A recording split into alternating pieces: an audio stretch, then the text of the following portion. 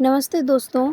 तो आज हम पढ़ेंगे वनों के प्रकार, जो कि बहुत इम्पोर्टेंट होते हैं किसी भी एग्ज़ाम के लिए। तो सबसे पहले हम पढ़ते हैं आरक्षित वन। इनके 3 प्रकार होते हैं। तो हम सबसे पहले पढ़ेंगे आरक्षित वन यानी रिज़र्व्ड फॉरेस्ट। ये क्या होते हैं, इनके बारे में हम डिटेल से आज इस वीडियो में जानने वाले हैं। इन आरक्षित वनों में जो इंसान की जो गतिविधियाँ होती हैं वो पूरी तरीके से बाध्य होती हैं, मना होती हैं कि कोई भी इंसान कोई भी गतिविधियाँ जैसे कि लकड़ी काटना और भी जो गतिविधियाँ जो होती हैं वो मानव इसमें प्रवेश ही नहीं कर सकता, इस वाले जंगल में, फॉरेस्ट में। तो शहर सबसे अधिक सुरक्षित वन होता है, सबसे अधिक सुरक्षित वन होता है क्योंकि यहाँ पे सरकार का पूरी तरीके से अधिकार होता है, सरकार इसकी पूरी तरीके से निगरानी करती है। तो इसकी अब हम पढ़ते हैं विशेषताएं एक-एक करके। सबसे पहले इसकी हम विशेषता पढ़ेंगे, सरकार का पूरा नियंत्रण होता है। इस जो ये जंगल होते हैं आरक्षित वन, इनमें सरकार का पूरी तरीके से नियंत्रण होता है, मैंने ऊपर आपको बताया। पेड़ काटना, शिकार करना, चराई आदि बिना अनुमति के प्रतिबंध होते हैं। इसमें कोई भी इंसान चराई करना या जैसे जो घास होती है उसको काटना, कोई भी अपनी गतिविधियाँ नहीं कर सकता जब तक कि उसे कोई परमिशन ना मिल जाए।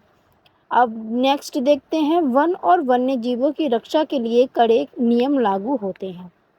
बहुत नियम लागू होते हैं कि जैसे मान लो अगर हम किसी भी फॉरेस्ट में घूमने जाते हैं जो कि आरक्षित है, तो हमसे बहुत सारी डिटेल्स हमारे मांगते हैं और जो हमारे फ़ोन मोबाइल होते हैं उसको भी अपने पास ही रख लेते हैं, हमको लेके नहीं जाने होते वहाँ पे। चलिए आगे देखते हैं इसका उदाहरण, जैसे कई राष्ट्रीय उद्यानों और अभयारण्यों के आसपास के वन क्षेत्र। उद्यानों यानी नेशनल पार्क, राष्ट्रीय उद्यानों यानी नेशनल पार्क और अभयारण्यों जैसे कोई वन्य जीव के संरक्षण के लिए कड़े नियम। चलिए अब हम नेक्स्ट पढ़ेंगे रक्षित वन यानी प्रोटेक्टेड फॉरेस्ट। चलिए रक्षित वन के बारे में हम पढ़ते हैं। ये वह वन होते हैं जिनमें सरकार का पूरा नियंत्रण होता है, लेकिन वहाँ के नियम आरक्षित वनों के जितने कड़े नहीं होते हैं। जितने आरक्षित वन में हमने देखी कोई बिना परमिशन के प्रवेश नहीं कर सकता, यहाँ पे उतने कड़े नियम नहीं हैं। ठीक है, ऐसे वन जिन्हें संरक्षण दिया गया है लेकिन लोगों को कुछ सीमित अधिकार प्राप्त हो सकते हैं। इसके जब हम विशेषताएं पढ़ेंगे तो हम उसमें पढ़ेंगे क्या क्या अधिकार दिए गए हैं लोगों को कि वो क्या क्या कर सकते हैं रक्षित वन में। चलिए यहाँ तक आपको समझ आया है, आगे देखते हैं। जैसा कि मैंने आपसे बोला कि आगे हम इसकी विशेषताएं पढ़ेंगे, तो अब इसकी हम एक एक करके सारी विशेषताएं देख लेते हैं। चलिए पहला है, सरकार की निगरानी रहती है।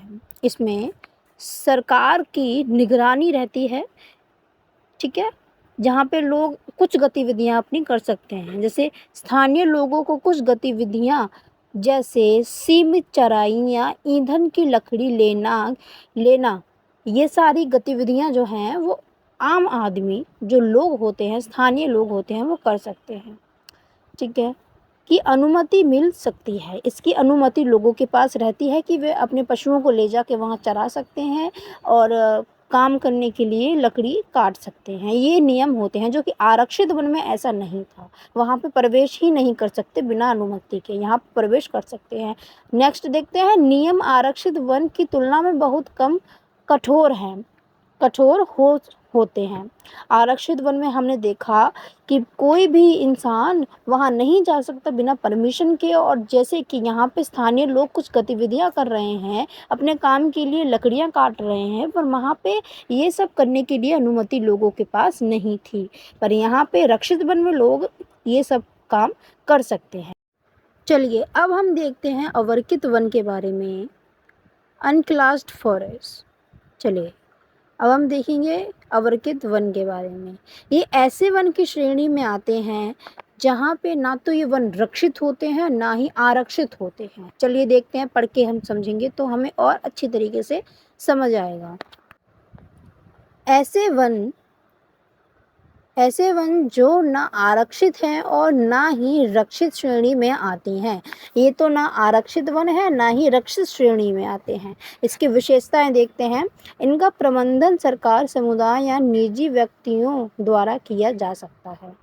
जैसे कि जो लोगों के पास अपनी निजी ज़मीन होती है या अपनी निजी फॉरेस्ट होते हैं, वहाँ पे लोग अपना एक छोटा-सा फॉरेस्ट बनाते हैं, उसको हम बोलते हैं अवर्कित वन। वहाँ पे सरकार का भी अधिकार हो सकता है और निजी व्यक्तियों का भी अधिकार हो सकता है, ठीक है। नेक्स्ट देखते हैं, कानूनी सुरक्षा सबसे कम होती है। मान लो ये अपना है, तो इस पे कानून की सुरक्षा बहुत कम है, क्योंकि ये हमारा निजी है, तो इसमें हमको ही इसका ध्यान रखना पड़ेगा, ठीक है। ये अवर्कित वन के उदाहरण हैं, ठीक है। उत्तर पूर्वी भारत की कई वन इस श्रेणी में आते हैं। उत्तर पूर्व में जो भारत के जो भाग हैं, जो हिस्सा है, वहाँ पे ऐसे वन, बहुत सारे वन ऐसे उपस्थित हैं जहाँ पे लोगों का निजी अधिकार होता है। तो ये कुछ नोट्स थे गाइस जो मैंने अपनी वीडियो के लिए बनाए थे। आप इनको नोट्स भी कर सकते हैं अपनी कॉपी में। तो इसी के साथ गाइस इस वीडियो का एंड होता है। अगर आपको वीडियो पसंद आई तो लाइक करना, शेयर करना अपने दोस्तों को। Thank you for watching guys, bye.